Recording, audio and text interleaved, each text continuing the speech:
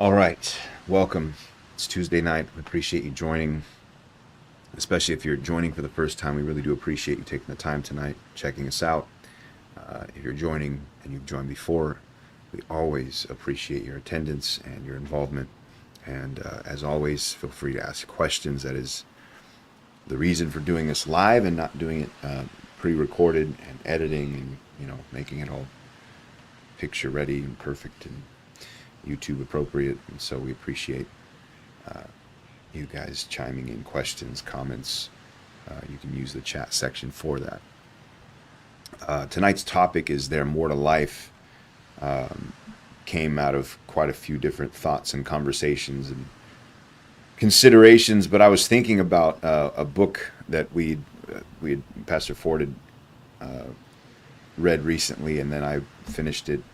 And it's a book called Shoe Dog by Phil Knight, basically the Nike story and how Nike came to be what it is today, and all the beginnings and journey of Phil Knight and his close friends and people that he developed relationships with to start the company. But one of the things that kind of stood out to me, and Pastor Ford had mentioned this as well, he might have even mentioned it in a sermon or a podcast recently, but he talks about how many regrets he has at the end of the book, and they just kind of in retrospect and reflecting over his life and thinking about all the decisions he made, turns here and decisions there, and things that he really did feel like he wished he did differently. And Phil Knight, as far as I know, is still alive, but Yeah. I was thinking about that, and that led me down the thought of many famous and successful people who I've either heard about or read about that have had their last words recorded, not necessarily intentionally, but it was noted what the things they said right before they died. And I was thinking about Amy Winehouse. She says the words, "I don't want to die." She's a famous singer. For those of you that don't know who she is, died fairly recently. Anthony Bourdain, who's a guy who I actually have paid a lot of attention to. Was a famous chef and TV personality. His last words before he committed suicide, he was sending out all these like crazy texts to friends and people, and I think one of his girlfriends or something like that. And he had this to say, some of his last words: "I hate my fans. I hate being famous. I hate my job. I'm lonely and living in constant uncertainty." And then he killed himself. And this one is very interesting to me. Leonardo da Vinci, who is should be well known to everybody listening, the famous artist, said these words: "I have offended God and mankind because my work did not reach the quality it should have," which is a very interesting perspective from the person who did the art that we now admire many, many, many years later. But then in contrast, to hear something and read something like Paul's last words to Timothy, the last recorded words we have of the Apostle Paul. He's writing to one of his disciples, and he's telling him how to basically conduct himself when he's gone. And he says these words: "For I am already being poured out like a drink offering, and the time of my departure is at hand. I have fought the good fight. I have finished the race. I have kept the faith. From now on, there is laid up for me a crown of righteousness, which the Lord, the righteous judge, will award me on that day, not only me, but to all who crave his appearing." And that's, just quick summary. It's Paul didn't have an easy life when he became a Christian. He experienced many successes, but he also suffered a lot of persecution. He suffered losses and endured some pretty legitimate hardships. But these are his last recorded words.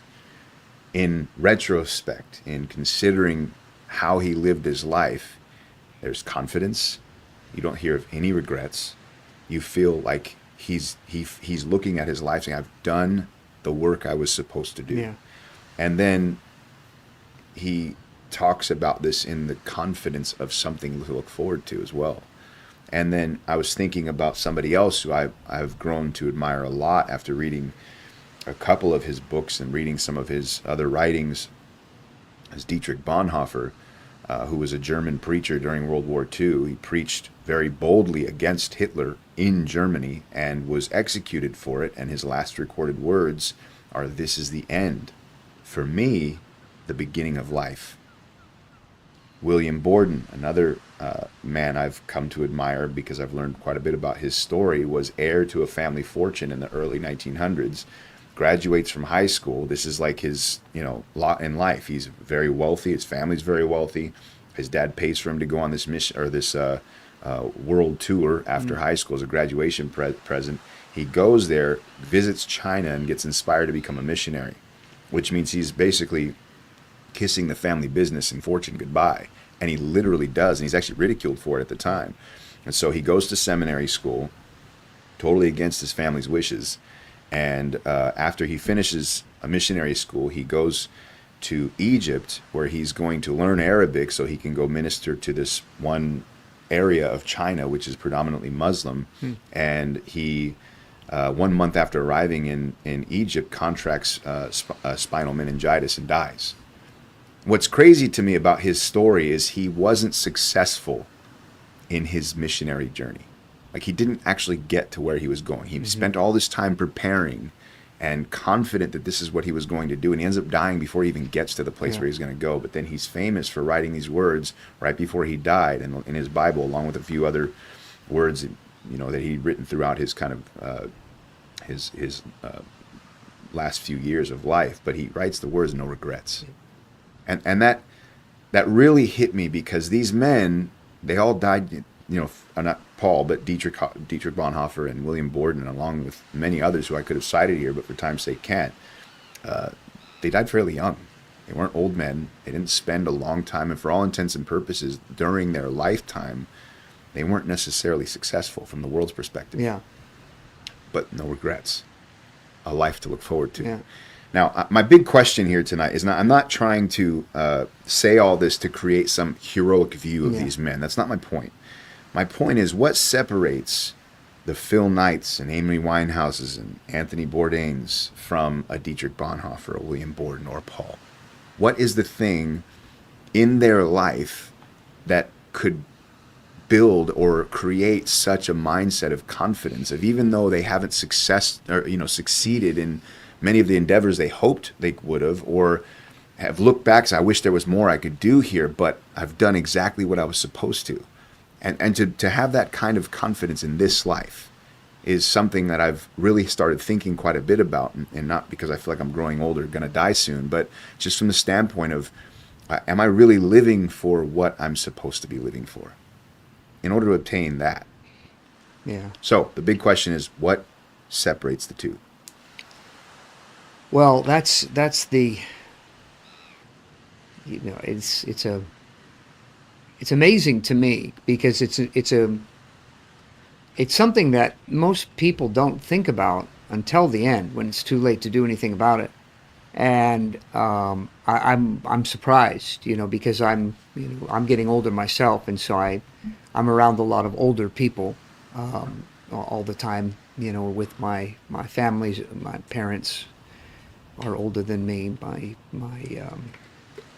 And a lot of the people that I have contact with, that are Christians, have been pastors, have been they're older than me, and it's interesting to me. There's almost it's almost right, you could almost draw a line right down the middle of it. Is that there are people that they're always thinking about eternity. They're always thinking about what they're doing now and how what they're doing now is going to affect eternity. And even people that I know that are successful, from the standpoint of, Christian success, where they're pastoring, fairly, a successful church. They've sent out churches. They have influence worldwide. Those kinds of things are they're recognized. They're leaders. Those kinds of things. Still, though, not a single one of them, in fact, I think it's probably just the opposite, has stopped thinking about eternity. There's no idea of having arrived.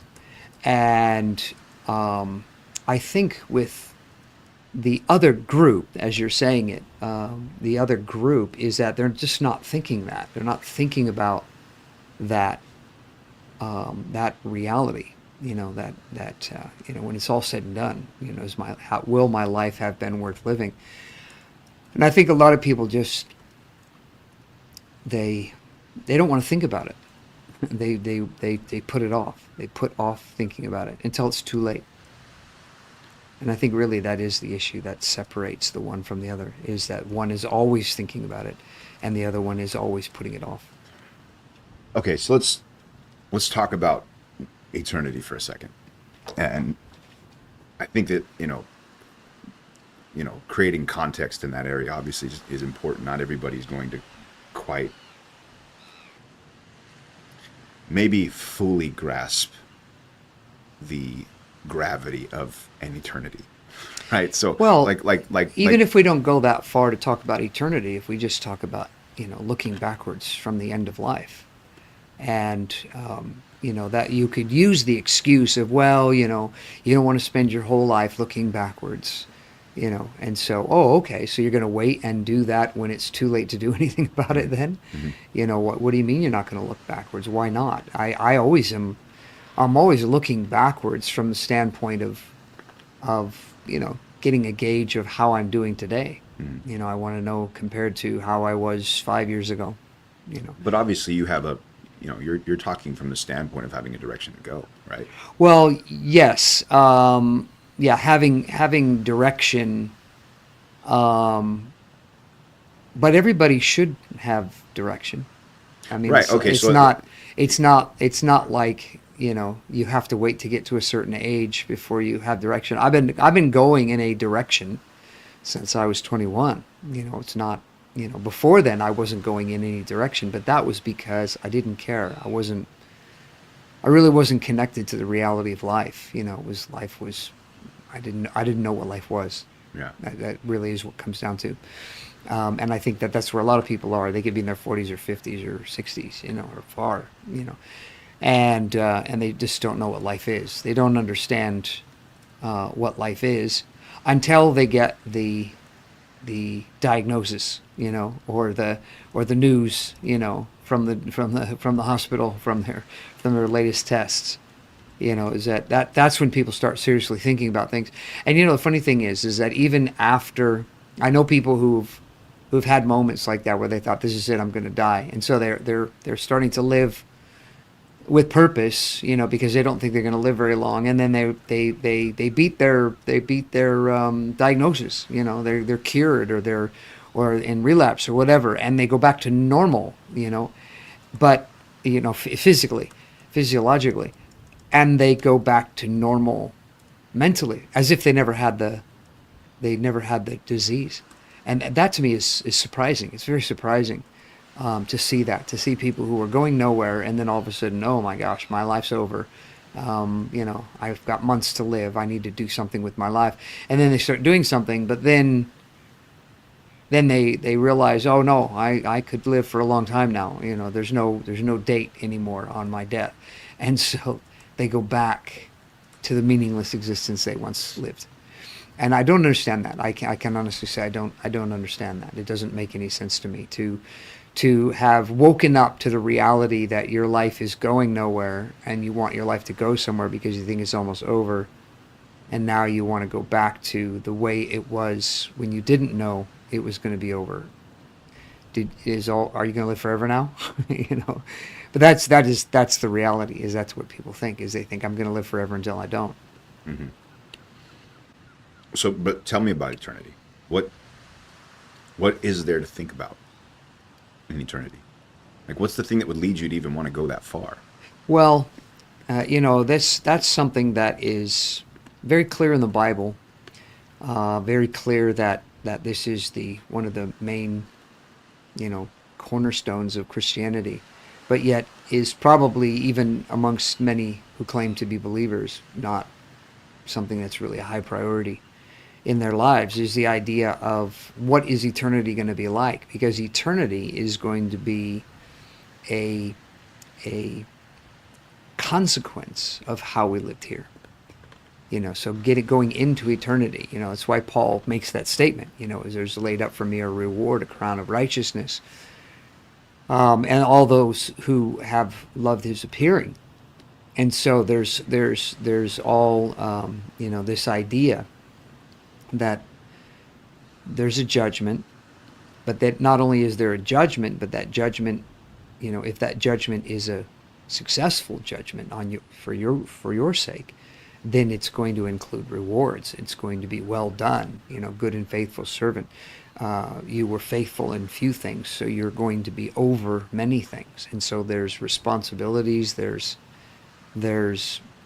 I don't like to use the word responsibility because it's not really so much responsibility as privilege.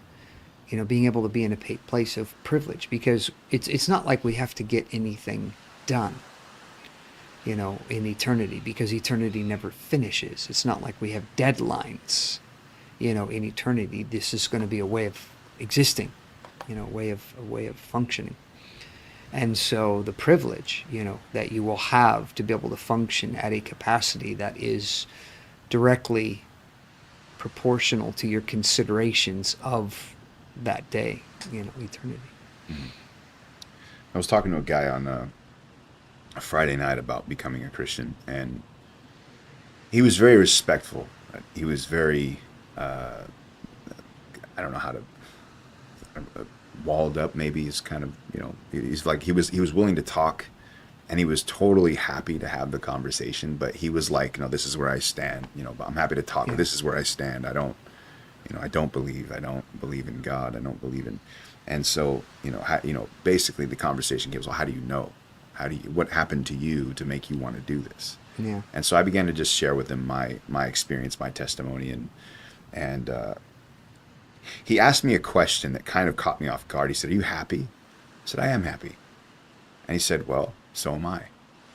And I couldn't get him from that point. Yeah. I couldn't get him from that there's point. a difference between being happy. Okay. So, but I couldn't get him from that point to consider the fact that it's not this life that I'm talking about.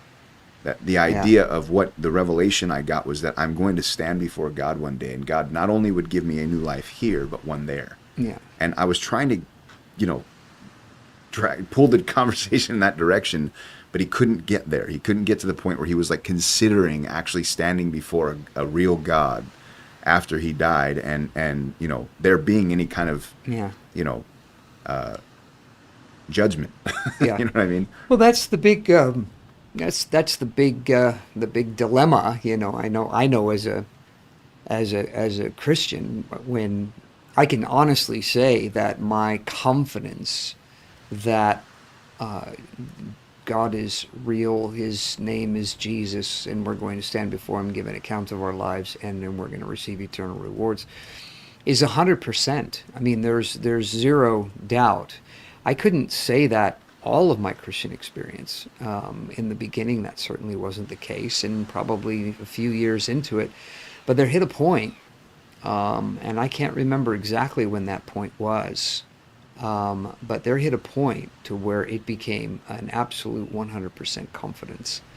And it wasn't like this moment or anything like that. It was just a reality. I am, well, we call it, walking with Jesus, but I'm literally walking with Jesus. My mind is on Jesus all the time. There's never a time where there's not an awareness of Jesus. And again, like I said, I could say during my Christianity, there were times where, early in my Christianity, where I wasn't thinking about Jesus. It wasn't an active thing. I was in another moment, in another situation, that I wasn't thinking about Jesus. But over time, that went away, and it became a thing where there's just a constant awareness now that Jesus is there, and it affects how I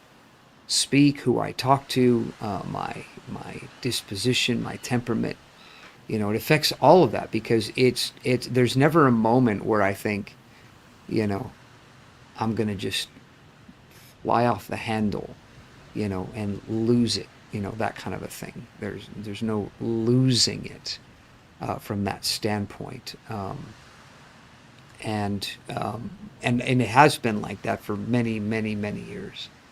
where I've just lost it. I mean, there's just no, I've lost it, have some sort of a, you know, moment where I'm upset or angry and just, let things fly. It wasn't, there's never been, for a long time, there's no unrestrained, moment, because there's always that constant awareness that Jesus is there, and I'm thinking about it all the time. It's always a constant thought in my mind, even when I'm doing things, and especially when I'm doing things that are recreational. It's like, I don't want to be doing this for very long because this is unimportant. It's not very important. It's not critical, and so I'll switch gears sometimes, just in the middle of doing things. I'll switch gears and just, think about, you know, maybe an idea for a sermon or something like that, because it's because I really am kind of, well, it's all about eternity. I mean, I'm thinking about that because I know that now, now I'm looking at, I'm 63, so I'm looking at what, 20, 30 years, or so, maybe a little bit more, but not much more, and this life is over, so there may be a reality of that as well, is that understanding is that I'm not going to be here forever. And so I'm more and more, it's funny because Paul talks about my departure is at hand, and Peter uses the same kind of an idea of his departure, as if they're waiting at an airport, or bus station I've or thought about that train before. station or something. Yeah. And oh, my bus is here, or my plane is here, or whatever. And having traveled a lot, I know what that feeling is like, is when it's time to board the plane and you're getting ready to take off. There's another, especially if you're on a layover that's like hours long, you're just kind of there cooling your heels until, you want to just get the time to go by so you can get on the plane and get going. And there's some of that. I mean, it's not quite like that. There's some of that, in my life as a Christian, is that, I'm looking to get as much work done, as I can for eternity, so it's not getting things done because there's eternity, but that what I'm doing is for eternity. I'm moving in that direction, to be ready for when that day. So like what Jesus says, it doesn't catch me off guard. What does it look like to live for eternity, honestly? To me, to live forever. No, What no, is it? no, no, to live for eternity. Oh, to live for eternity. So I in mean, this now, life, here, now, yeah. I got you. Okay. So, I mean, you see that, Yeah. like William Borden's life, clearly he was not so concerned about like this life Yeah. oriented stuff. Yeah. He says goodbye to a fortune. He Yeah. goes, and as he's dying, he's like, well, Yeah. I yeah. and have no that's- regrets. Yeah. That trips me out, honestly. Yeah. Yeah. Well, the interesting thing about that is because as a young guy, he knows his destiny, is to preach the gospel. His destiny is to reach people. And so he's preparing for that. And there's a lot of work and labor in that. Because the idea is entering into rest, not in this life, but in the next. And so he gets to enter into his rest early, and that's to me, that's an enviable thing, to be young and be ready and have been being prepared to do what God wants you to do, and then have your life cut short. It's like, that's just how things went. It wasn't because he was wasting time. He wasn't goofing off. Like he said, no regrets. And so that whole idea is I was inspired to do something for God. I moved on it, and as I moved on it, my life was, short. I had a short life. So it was fortunate that I moved on it, and no regrets. But, and that's the sad part, is that as you get older, and especially because the reality is I don't have the energy level that I did when I was younger. I have to work a lot harder at maintaining, I'm really fortunate because I'm working to maintain a momentum. It's not. I'm already moving. I was already moving. I've been moving since I was 21. Like I said, when I got saved, and so I've been moving. I've been doing the will of God. I've been living the will of God. It hasn't been a thing of where I've been on this sort of, you know, 10-year sabbatical or something like that. Where I've just been kind of, there but not there kind of a thing. It's been full on, and to the point to where I'm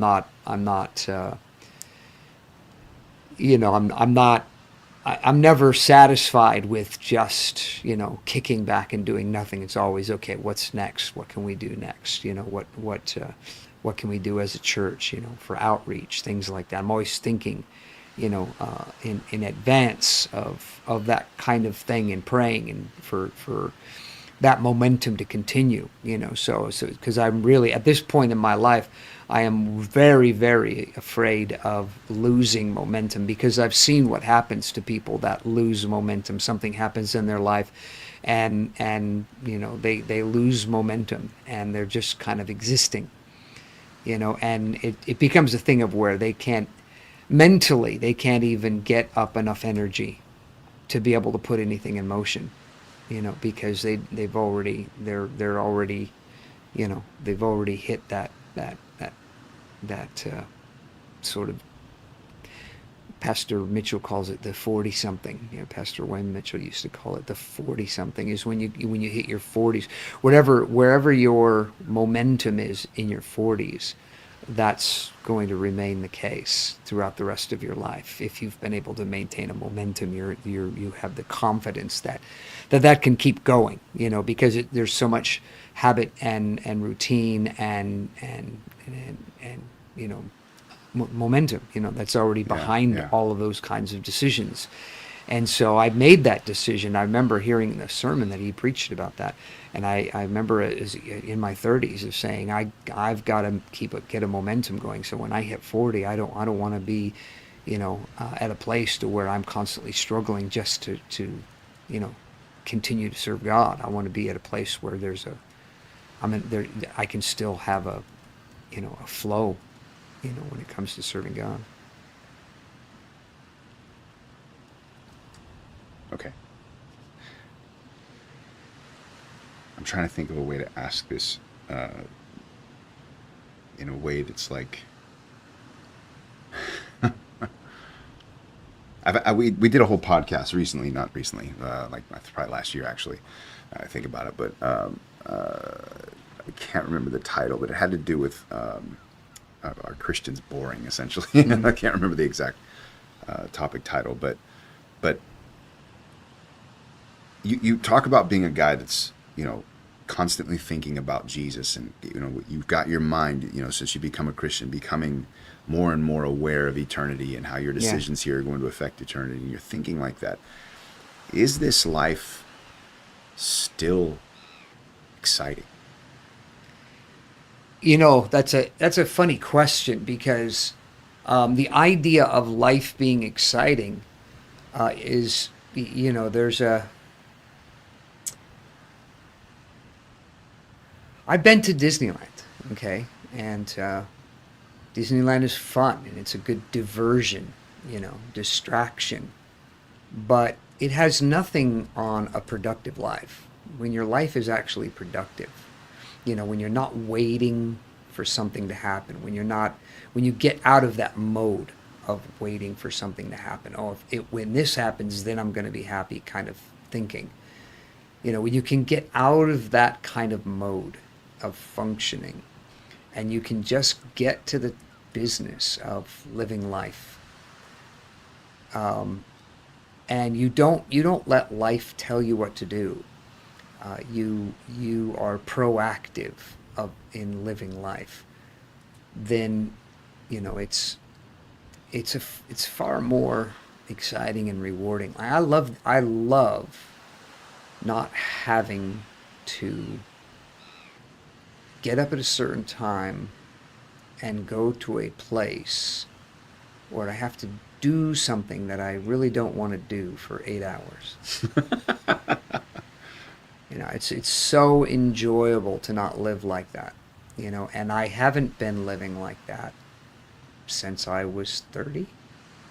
Yeah, probably since I was 30. What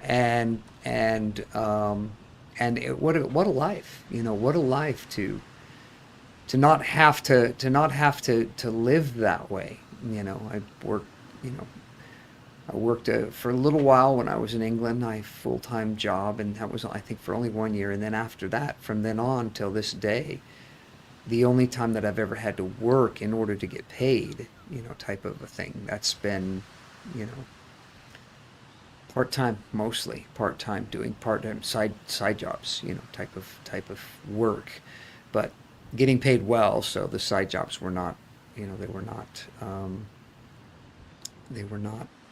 you know, just because, I didn't have to live at a lower level because I only had part-time work. Yeah.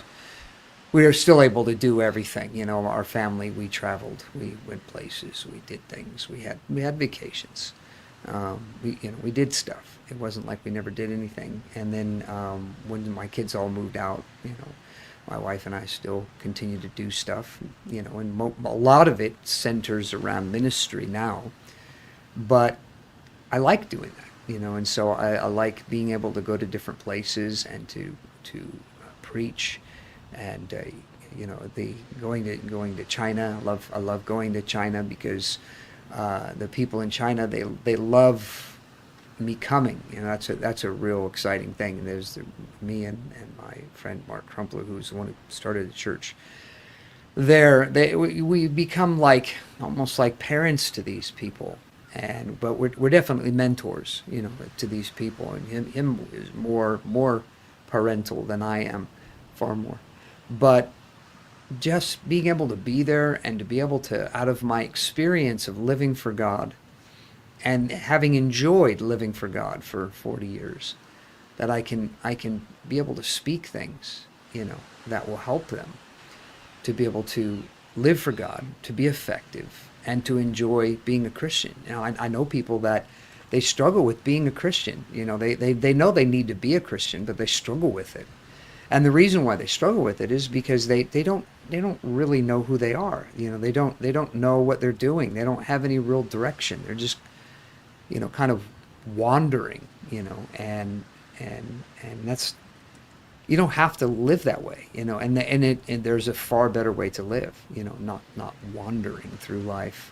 I'm not just in the airport, I'm doing things, when the good thing about this plane ride is that as I'm waiting in the plane, in the airport, I'm converting people to come with me, and so eventually there are going to be other people on that plane, and they're going to join me, because I've been living for God. And that's exciting. That's exciting. To me, there's nothing more exciting in all of life than to live in such a way that people want to join you in what you're doing. Okay, so I'm going to pick at this a little bit. You mentioned you enjoy not having to get up at a certain time and go to a place and do something you don't really want to do for 8 hours. The key is don't like, I don't like. That's the main thing. I do get up at a certain time. I do have to do certain things, but it's not, they're all things that I like doing. Yeah. There's nothing that I don't Right. No, like I'm not challenging that specifically, but how do you apply this to somebody that does, so think about people that are, try to get out of it. Try to get out of it. That's what I say. But is that like, is that like a foundation for Christianity? If you become a Christian, you need to stop working a job, you need to get into some situation where you're doing something you like, or is that part of being a Christian flows into that? Like and it's still, no matter where I've lived, has always been the same. Keep my overheads low, so that I don't mandatorily have to work, to make a certain amount of money. Yeah. Keep it low, and as the money grows, as the increase comes, then okay, fine. But and even now, I'm probably I have more money now than I did when I was 40, but I'm still living very modestly. My house is modest, and I'm not being extravagant by any stretch of the imagination. Mm-hmm. and I still, for the most part, fly economy, except for Alaska. I don't know how this worked out, but it's cheaper for me to fly on Alaska to Tacoma first class than it is economy and pay for my bags. So it's hilarious. That's It's like, how come hilarious. everybody doesn't do this? I mean, it's like, it's not cheaper, but it's minimally, more expensive. I mean, it's not, I'm not paying $2,000 to fly there. It's still Yeah. hundreds, to Yeah. fly to first class to Tacoma. It's a 2 hour flight. But other than that, every place is economy. I don't care. And when I fly by myself, I don't even care what seat I'm sitting in. I just want to sit where I'm not disturbed, if it's a long flight. I love sitting in the middle section. Nobody likes to sit in the middle section, but I like to sit in, if it's a 4 seats in the middle, 1 or 2, because I can just sit there the whole flight. Nobody's going to try to get across me, ask me to get out of the way. Nothing. And so I can sleep, or I can read, or I can do whatever I'm going to do. I'm in that spot, and it's fine, and so, but it's, I find that the joy, my joy in life is people. Really is. It's being with people and helping people. I people problems. People problem. When there are problems. When they are when the problem people. Not people problems, but problem people are not fun. That's a very They're important not. distinction. They're not fun. There's nothing enjoyable about that. I feel sorry for people like that who like to cause problems, because they will never experience what I've experienced in life. They can't. It's not physically possible, because even if they went to the places that I went, met the people that I met, did the things that I did, they wouldn't like any of it. They wouldn't enjoy any of it, because you have to stop being a problem person in order to enjoy things like that. But so as a Christian, when you realize that my whole purpose here is to get people into eternity, you say, well, but that's, so you're going to spend your whole life, trying to get people into eternity. Well, yeah, because eternity is far longer. It's the old illustration of the, mile long rope with a 1 inch piece of tape on it, that most people are living for that 1 inch piece of tape when there's a whole mile of rope that they're not even prepared or ready to experience or even think about. But that's eternity. So, in your observation, what makes this life unsatisfying for some? I could just think, What? just think Okay, within the realm okay. of like people you've observed over Yeah. long periods of Yeah, time. well, for the most part, what I have seen is that, because when people say they're happy, what they mean is that they're not sad. More often than not, they don't mean anything beyond that. It's like, I'm happy, my bills are paid, my job's fairly decent, my family's okay, so I'm happy. We've got our, everybody's got their problems, but I'm still happy, kind of thing. And it's like, what? I was going to interrupt and say that earlier, is that you don't have a clue, if you're happy with this life without God, you don't know what happy is. You don't. You just don't, because there's no way to compare, the happiness of this life with the anticipation of eternity and what eternity is going to be like, and the anticipation of that, it's exciting. It's like how, if anybody can remember, when you're getting ready to go on vacation, doesn't always seem like it's more exciting to be getting ready for vacation than it is actually once your vacation's over, you're coming back. Not You with know. 5 kids having to pack. Heck no, man. Once we get there, I'm like, okay, finally I can rest. Yeah, well, once you get there, and then you start having it. But then when you get to the point to where now you're coming home, and it's like, man, we spent all this time and effort and energy getting ready to see this, and it's only a couple of days. And it's over. and it's over. Yes. And that's, the Can truth relate to is, that. that that's how everybody who's not saved is going to feel. Yeah. Every one of them, and that's on a good day. It's funny because it doesn't matter how long the vacation is. It'd be 2 days or 2 weeks. It doesn't matter. Yeah. At the end, you're like, Yeah. wow, that went really quick. Yeah, that went by because you don't have any responsibilities, you don't have anything, but yeah, that's going to everyone who is not a Christian, who does not know Jesus Christ. That's exactly how they're going to leave this life. They're going to leave this life saying, "Man, it's too early." I still, it's too early because they've got nothing else to look forward to, and everything they had been doing was all in preparation for eternity that they didn't believe in. And so it's tragic. It really is tragic because we are all preparing for eternity, in our way. We are all preparing for it, maybe preparing very badly, but we're all preparing in our way, and we're going to stand before God. We're going to give an account of our life, and then there we're going to be for all eternity. And that's, to me, that's what makes life exciting. You can hear it in Paul's words. My time of my departure is at hand. And then he says, I've kept the faith. I've fought the fight. I've finished my race. And so he's looking at all this and saying, it's like, yes. It's so there's going to be many people are going to get to the end of their life and they're going to go, that's it. This is it. Oh, wow, that's great. But people like Paul, people who are Christians who have been living for God, it's going to be like, yes, because you just finished the race. That you weren't, those who don't believe in Jesus, they're not even in a race. Right. They're in a race, but they're not. I was going to say the rat race, maybe. Yeah, they're in the rat race, but nobody wins in that race. Yeah. Everybody dies, and Yay. but for the Christian, it's like, yes, I finished the race, and now I can enter into my destiny. And if you're claiming to be a Christian and you don't think like that, you're in trouble. And you really need to ask God to help you to get your mind right, because you're not thinking properly. You've bought the lie of a religion. It's just religion. It's not real Christianity. Real Christianity is this is a race. You're training. You've been training for this. And are training for this. As you get older.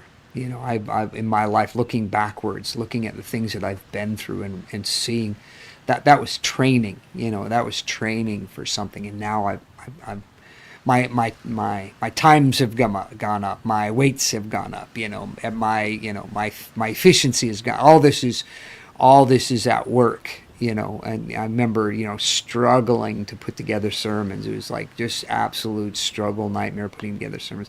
And now putting together sermons is a delight. It's just something I'm thinking about all the time. I'm thinking about sermon ideas and thoughts, and I get sermon ideas. My wife had this plant, that only blooms for one day, and I had a look at the plant, took some pictures of it, and I thought, this is a perfect illustration. Now, I'm not going to say for what, because I'm preaching it tomorrow morning or tomorrow night, but is a perfect illustration for, a life lesson, a life lesson from this plant, and the truth is that nobody thinks like that, preachers think like that, but hardly anybody thinks like that. Think about life from the standpoint of lessons, and that's a life lesson, unless you're a preacher. But even as a Christian, a Christian, that's, life is always teaching lessons, and you're always learning stuff about life. And so it's never a terrible thing. Some people think that, they're so parallel of each other that, working out, oh, this is the most horrible thing. I hate working out. I don't want to work out. Oh, it's so much pain. And it's this and that. And the other thing is, no, that is what working out is. It's supposed to be like that. It's not supposed to be. If it was easy, that's called relaxing. That's why we have to exercise, is because we've been relaxing too much. Mm-hmm.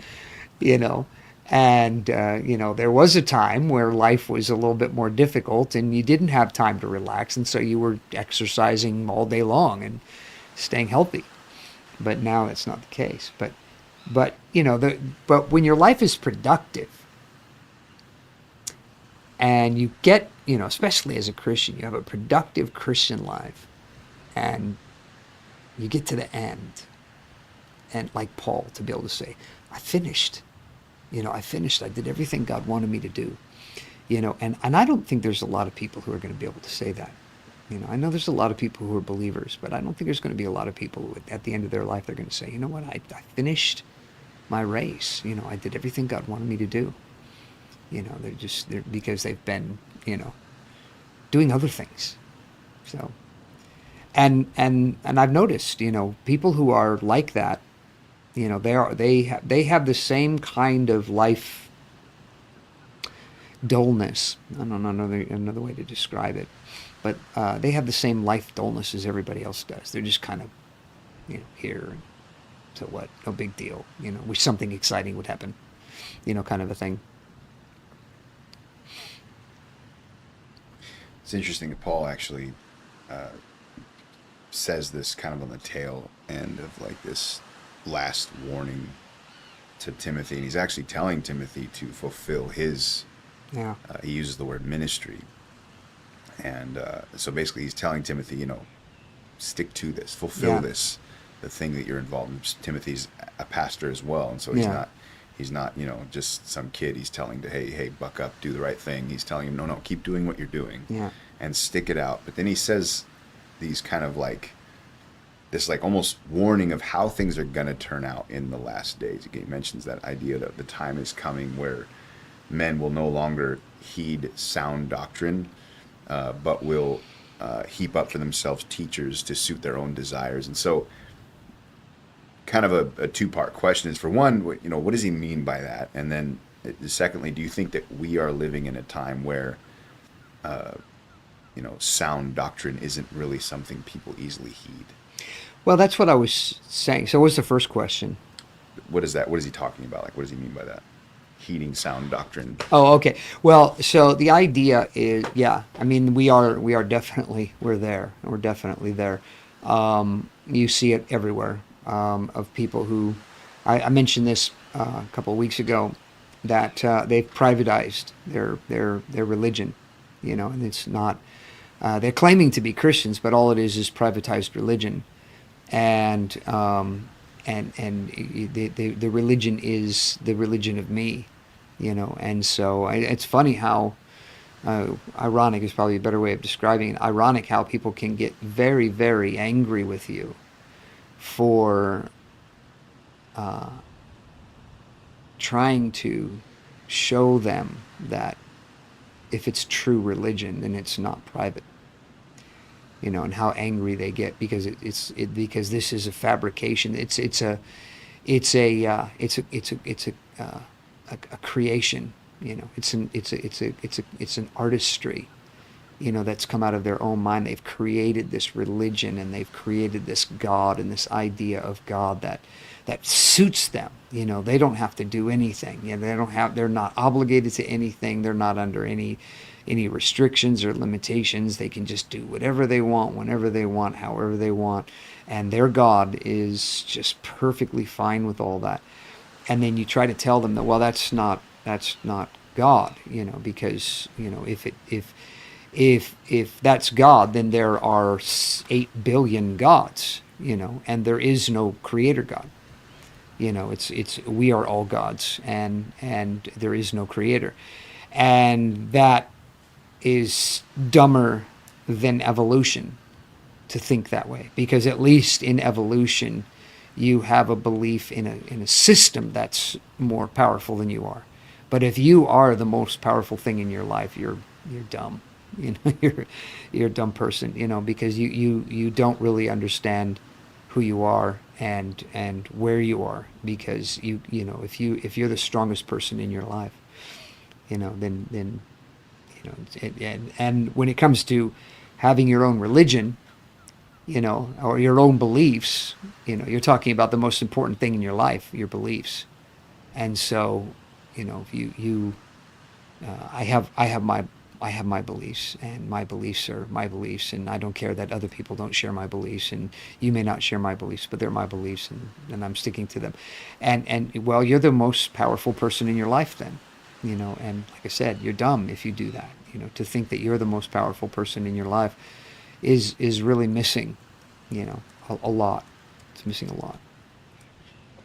So the idea of doctrine is from that, you know, because if you have sound doctrine, then you have public doctrine, you know, something that is everyone understands. But if it's private, then it's not sound doctrine. It's your own creation. So he mentions this idea of suiting their own desires. Yeah, yeah, that is the motivating factor. So what is, you know, like, just thinking again in the context of there being more to life, do you think that, like, what inspires most, well, okay, let me ask it this way, and you can, you know, make the correction, is doesn't everybody live for their desires? No. Okay, and who does and who doesn't? Well, those who, well, and let me interject this as kind of a secondary question, because maybe you can answer both in the same answer, is that if it isn't your desire, what would make you want to do it? because it's necessary. Yeah, it's necessary to do it. And so, you know, I talked about, you know, people who are working jobs they don't like and they have to be there. Well, for them in their environment, that's necessary. Yeah. You know, they have to do that. But in my life, you know, as a Christian, as a believer in Jesus, having been set free from all of that, there has, you know, there's a higher calling, you know, in life. There's a higher calling, which has to do with other people and other people's well-being, and that higher calling, their is eternal this life. well-being, and that's a this life. Yeah, that's a this life calling. I would say, you know, anybody who's in any kind of field where they're actually helping people could have a somewhat of an understanding of what I'm talking about. Because there really is nothing more rewarding in all of life than to have been able to help another human being. And I'm not talking about just like helping somebody move or something like that. That's just grunt work. I'm talking about when you actually change their lives. You know, I'm not a big fan of physical labor. And the reason is because almost anybody can do physical labor. And so it's like you can have, what was that book, the one about the war, what was it called? The Forge of Freedom. The Forge of Freedom, Yeah. yeah, the Forge of Freedom. So they're talking about, it's you know, the 1800s, talking about, in the 1900s, early 1900s, mid 1900s, and they're talking about, you know, like manufacturing, and they're talking about mass production, particularly the idea of mass production. And so one of the things that's mentioned is that here are people that are working on these assembly lines. You know, other countries things are being built by craftsmen. You know, they're handcrafting things, skilled individuals, very slow, very labor intensive. But with the advent of mass production, which Henry Ford and others had begun to, you know, to perfect, you could have people who would have no idea what they're building or even how it works be able to do a fantastic job because it's repetitive mass production. Mm-hmm. They take the same piece, put it on there, put the screws in, do the next one, do the next one, do the next one. And so as long as you've got people who, you know, they keep doing the same way they've been taught for every single one's going to turn out right. And you know, any tweaking that needs to be done on the other end, you know, once it's all done, it's going to be very minor. As opposed to having somebody who's a real sculptor and thing like that into it. And so my the thinking in that, the idea in that is that's why I'm not really a big fan of manual labor, because people can do amazing things like everybody else, but being able to do what other people can't do is far more rewarding. To have a skill is far more rewarding. So it may be very productive, but having a skill and being able to help people is a very unique skill, because there's so much involved in that, so much that you have to overcome, because there are people that they will never be successful at helping anybody else, mainly because they just don't like people and they don't care. And so it's like I said, problem people, they can become difficult, but I think one of the qualities that is required, and I believe is why I think, my personal opinion, is people who help people probably more happy, not happy just for happy, but satisfied, fulfilled, experience purpose. It's more than people that build widgets. Is people who build people, and it's very, that it's what's interesting about that is the fact is that is the vocation of all Christians, yet not something that many Christians are very good at. Because they can't get their head around the idea of it's people, though. It's people. People have problems. People are complicated. People do things that can be upsetting.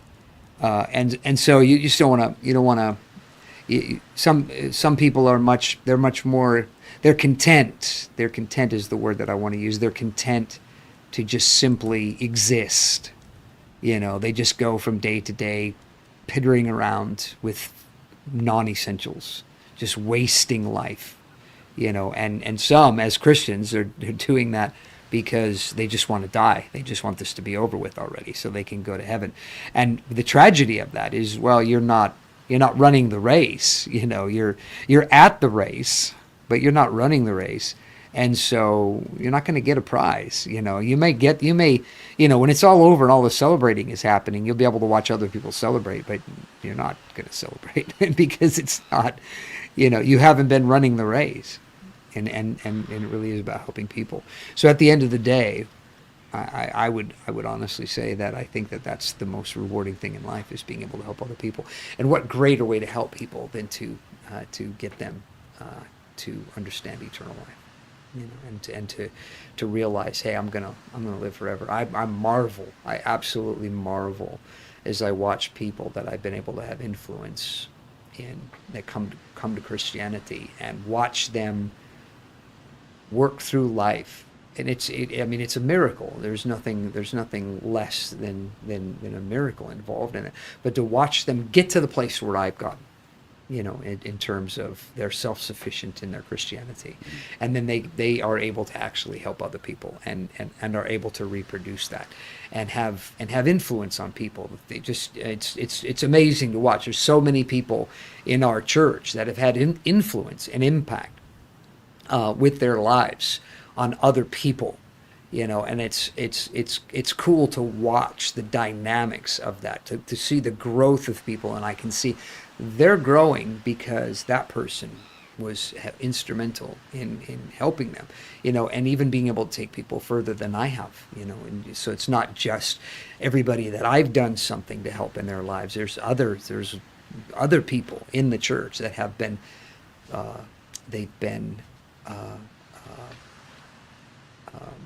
instrumental in other people's growth spiritually, and doing well. And you can hear it in their testimonies, watching and thinking of all the rough ends, the rough edges, in these people's lives, of disciplines and things like that they're still having to work through, but yet to listen to them talk, to listen to them communicate what God is doing in their lives. It's amazing. It's just amazing to watch it. For me, it's, like I said, it's the most exciting thing in all of life.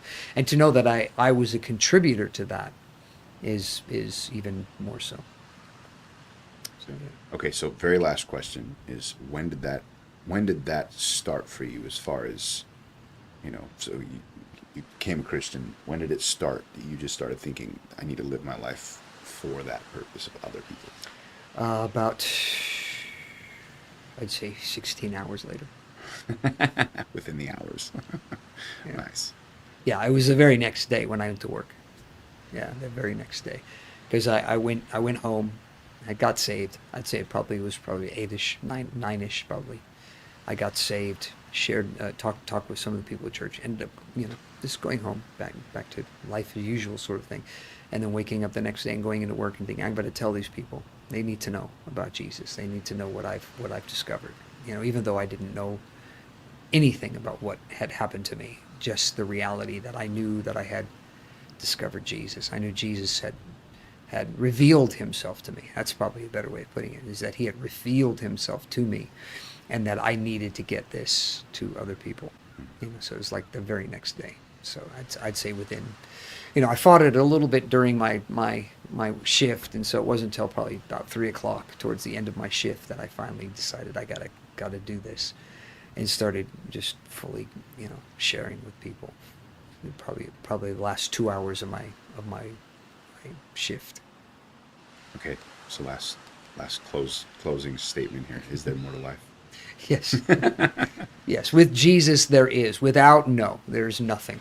Yeah. There's nothing more to life without Jesus. It's just a waste of space. And, you make widgets and then die, and even if you make widgets that people hang on to for thousands of years later, it doesn't matter. You're still dead. Yeah. So it's what happens on the other side that's important. Right. That's it for tonight. Appreciate you guys joining. And if you're watching us after the facts, thanks for taking the time and checking us out again. We encourage you, throw this link out to other people that you think it might help. If you have questions after the fact, feel free to use the comment section to ask questions, or you, of course, comments as well come in. We see the alerts for those, and so we appreciate your involvement. And we will be here again next week. We do have our live service in person on Wednesday nights, and we will put some information on your screen. Feel free to check out our YouTube page, our Instagram for more info. Otherwise, we will be here again next week, and we hope you can join us.